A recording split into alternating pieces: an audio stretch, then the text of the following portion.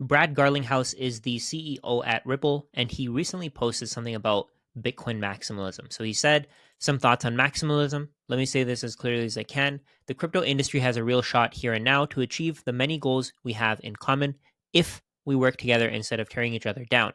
This is not and never will be a zero-sum game. I own XRP, BTC, and ETH, among a handful of others. We live in a multi-chain world, and I've advocated for a level playing field instead of one token versus another. If a government digital asset reserve is created, I believe it should be representative of the industry, not just one token, whether it be BTC, XRP, or something else. Maximalism remains the enemy of crypto progress, and I'm very glad to see fewer and fewer folks ascribe to this outdated and misinformed thinking. What Brad is saying here is that the US government should buy XRP as part of its strategic crypto reserve. And I don't agree at all. I don't think that this is something that the US government should do.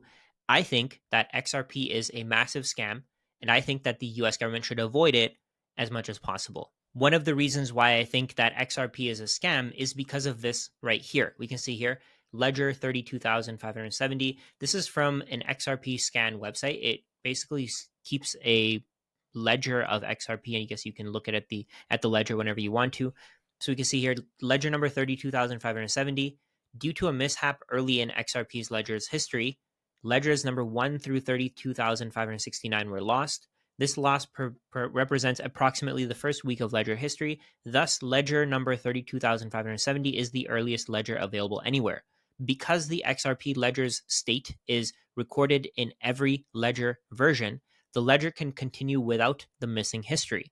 A ledger index reset to number 0 was deemed too disruptive, therefore number 32,570 may be thought of as the Genesis ledger. And this just shows me that XRP is a massive scam. So what happened here is they lost XRP's ledger history, and now they want you to just trust them and buy a coin that they basically created out of nothing and pay them with your hard-earned dollars for that coin.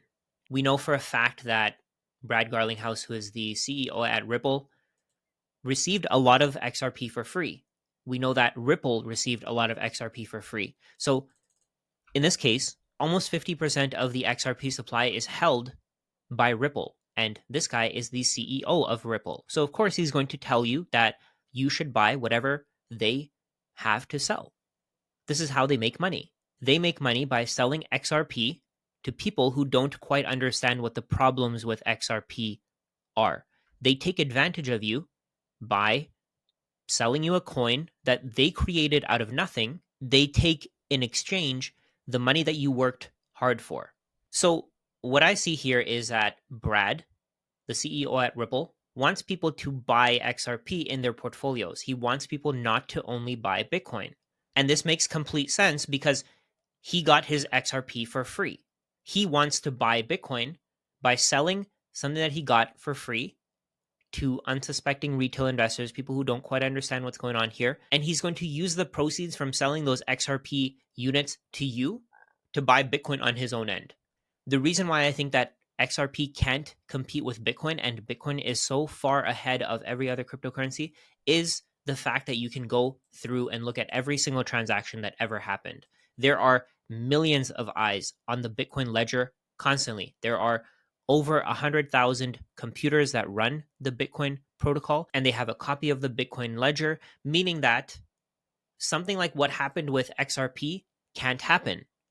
If XRP was decentralized, if there were enough people who held a copy of XRP's ledger history, this wouldn't have happened. This is part of the scam that Ripple is running here. So Ripple is running a scam where they want you to buy XRP because they make a profit from it. Of course, they're going to market it however they want to, however they possibly can. But when you look at something like this, it just shows you straight up that this is a massive scam. And I'm going to explain to you why exactly it's a scam. Bitcoin is given out to people as a reward for creating blocks on the Bitcoin network. There's a massive competition for mining Bitcoin, and the reward is, for example, in this case, a minimum of 3.125 Bitcoin plus the transaction fees. Whoever wants to transact on Bitcoin has to pay a transaction fee. So if you wanted to compete with everybody else, you have the right to do so. You can go ahead and buy these specialized computers and you can put in the time, effort, and energy to set them up, and you can compete for this $330,000 reward. One of the greatest things about Bitcoin is that everybody on the network can see when Bitcoin are unlocked and added to the economy. All of the Bitcoin are already in existence. We already have 21 million Bitcoin. We know exactly how many Bitcoin there will ever be. In 2140 is when we'll reach the maximum supply, but Bitcoin is released into the economy over time.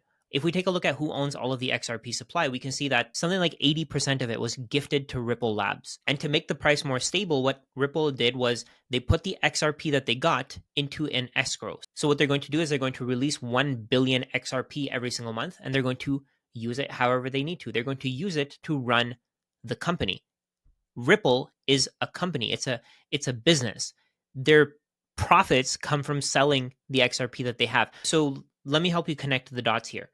Ripple says that they're separate from XRP, they don't control it, but somehow they received 80 billion XRP out of the 100 billion supply, and now they hold something like 50 billion of those tokens. A lot of the supply went to early participants in the network. So, for example, Chris Larson owns 5 billion XRP. I don't know if this is up to date. At some point, maybe he owned this much. There are other people as a part of this as well. For example, Brad owns something like 6 billion. That's what I've seen from people who are mentioning it in my comments.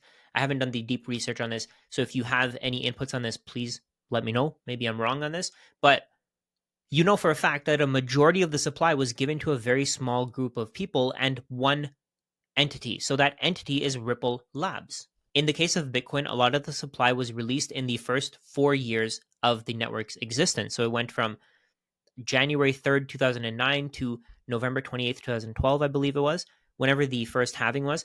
In that first 4-year period, the reward for mining Bitcoin was 50 Bitcoin every 10 minutes. If we go back to block number 1, we can see that in this first block, 50 Bitcoin went to this address right here, and that Bitcoin is still there. This Bitcoin hasn't been sold, it hasn't been moved. I'm assuming that the person who mined this block is very likely the creator of Bitcoin, the creator of the network, Satoshi Nakamoto. Because Satoshi Nakamoto was the first person to interact with the Bitcoin network and mining for Bitcoin is a competition, Satoshi earned more coins than pretty much everybody else. It's estimated that Satoshi Nakamoto, the creator of Bitcoin, owns 1.1 million Bitcoin. So when we look at it based on the individual numbers there, Satoshi Nakamoto owns something like 5% of the supply, while Ripple, the company, owns 50% of the supply. Then we have executives who own 5% of the supply. Then we have another executive who owns another 6% of the supply. We had executives from the past who were dumping as many coins as they could on the public. So when you look at it from this perspective, why would you want to buy a coin which has a massively centralized supply? They basically created a coin by adding an entry to a spreadsheet. They gave those coins to themselves, and then those coins that went to themselves, they basically lost the transactions for it. They lost the records for it. This is a massive accounting error, and you can't get away with having a financial system based on a massive accounting error. Let's say, for example, you owe money to your bank. You owe them your mortgage. You have to pay them back over time. They keep the record of it. You can obviously go through the records if you want to, but they keep the records. If they were to lose your records and they told you to just trust them on how much money you owe them, would you feel comfortable making the payments? I personally wouldn't, because why would I trust a guy in a suit whose job is literally to make as much money from me as possible? Why would I trust that person to have my best interest at heart? Why would I trust that person to not steal from me? Let's look at another example. Let's say you keep depositing money in your bank account, you keep depositing, and suddenly your bank loses your record of transactions. They lose the record of how many transaction fees they charged you, and they tell you again to just trust them with the balance of your bank account. Would you continue to put more money into that bank account?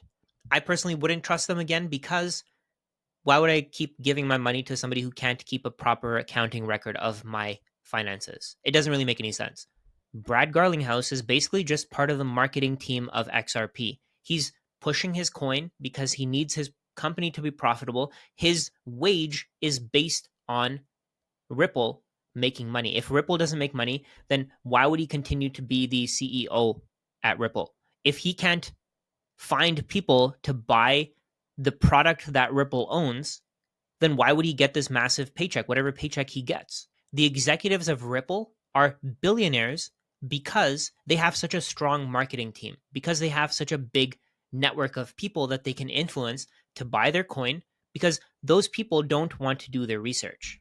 The XRP marketing team is obviously coming to the rescue of Ripple because people like myself, people like Robert Breedlove are actually talking about it regularly, and we're making a point to tell people that XRP is a scam. So the CTO of Ripple, David Schwartz, we can see here, says that XRP has come under attack because Ripple advocates for a level playing field where the government does not favor Bitcoin over other cryptocurrencies. This has always been what maximalists feared. I can tell you from my own personal experience that I'm not scared of XRP at all. I don't care about XRP.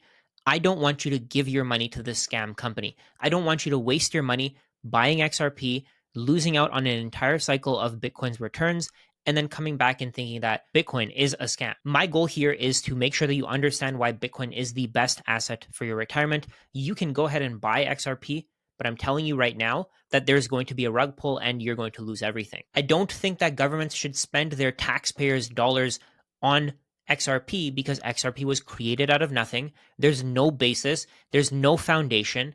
It doesn't even have an entire ledger. Why would you want to buy a coin that doesn't even have an entire ledger? The point of Bitcoin was to make sure that anybody in the world can audit the Bitcoin ledger at any time. Digital assets can be created out of nothing.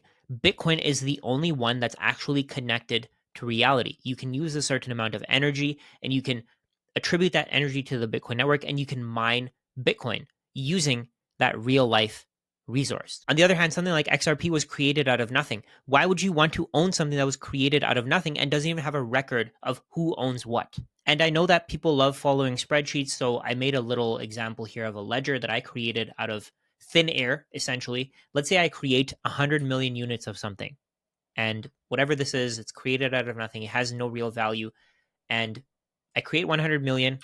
I reward myself 5 million. I reward a friend 5 million. Then I reward another friend 5 million, then another one, then another one. And then I create a business just as a holdings company to hold 75 million of those 100 million coins. Then somehow all of these transactions get wiped. Nobody knows who owns that coin. Nobody knows how many coins this coin holdings company has. Nobody knows how many coins Stan has, Hector, Chris, Brad, and myself. And I make it my business to market this coin. And I tell as many people about this coin as I can. I keep promoting it. I keep promoting it. I keep promoting it. You might be thinking, oh, maybe Satoshi Nakamoto did the same thing. But Satoshi Nakamoto had to contribute time, effort, energy, resources to the network in order to create the Bitcoin that he did. And he was competing with everybody else in the world to create that Bitcoin. In this case, I created these coins out of nothing. I created them all up front, and then I rewarded myself, and I rewarded my friend, and another friend, and another friend, and another friend. And I rewarded this company that we created as a separate entity 75 million coins. So I started with 100 million. I gave 25 million to myself and my family and friends, and then I gave 75 million to my company here. Now let's wipe this part of the ledger. Nobody knows who this is. This is actually represented by numbers and letters, characters, whatever it is. Same thing with this, same thing with this. So all of these transactions that are happening, I'm now selling my coins. I'm now dumping them on retail. I'm now giving them to people. I'm telling them that they should own XRP or they should own whatever coin I created. It's going to $10,000, $100,000, $1 million, $10 billion. It's going to all these prices, and you should buy as many as you can. And I'm just dumping everything I have on retail. Would you trust this coin? You have no idea where these coins came from. All of these coins that myself, Brad, Chris, Hector, Stan, and Coin Holdings Business got were for free. You can't track where they came from. You can't track who created those coins. In reality, I would assume that XRP is going to be better at hiding their tracks. Maybe they'll, instead of putting a name here, they'll just put a number. 1, 2, 3, 4, 5, 6. Maybe this is public. This coin holdings business is public because that's what they're doing. But these holdings, whoever holds these coins, are numbers. and nobody knows how much they received to begin with. Nobody knows how many coins they have left over, and they can just take advantage of people who have no idea what they're doing. They have no idea what to look for to figure out whether or not a currency is a scam. If I were to create this coin and somebody were to be bashing it online, if somebody were to say that it's a scam, it's a Ponzi scheme, it's a pyramid scheme, I'm going to do my best to shut them up. Because why would I want people to figure out that what I'm selling them is a scam? My net worth is based on this coin. I wiped the ledger. I wiped the beginning of the ledger to make sure that nobody knows I have those coins. Let's say I also spend $100 million working with the SEC and fighting them on a case that they were trying to make that this coin is a security, not a commodity. This is exactly what happened with XRP. This is exactly the same thing. Ripple did the exact same thing that I'm describing here. People don't seem to understand this. People don't seem to see the significance of the missing ledgers. But again, this is what the missing ledgers are. It's them deleting a record that they rewarded themselves with all of these coins. They created them out of nothing and then they rewarded them to themselves. So again, why would you want to hold this coin? There's no reason to hold this coin. It's going to zero. Why would you want the US government to hold this coin? Why would I want the US government to hold my coin? It's because I know that I can enrich myself. It's because I know that if the US government starts buying it, then other countries are going to follow suit. Then other individuals are going to follow suit. Then other individuals are going to follow suit. I'm going to do as much as I can to make sure that every government is interested in my shitcoin. I'm going to do whatever I can. Fortunately, I don't have a shitcoin that I can promote to governments. I don't have something that I created out of nothing. The only thing that I talk about is Bitcoin because Bitcoin is neutral. Bitcoin doesn't have a founder. It doesn't have a group of people who got 75, 80, 90% of the coins to begin with.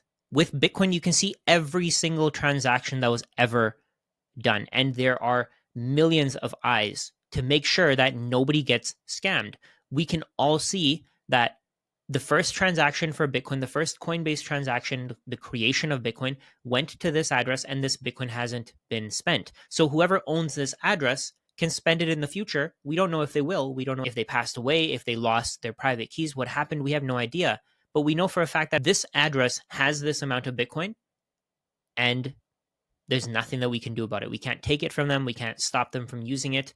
On the other hand, with Ripple, with XRP, how do you know that if you own a lot of XRP, how do you know that they're not going to block your transactions? How do you know that they're not going to lose your ownership of that XRP? How do you know that? How can you confirm that?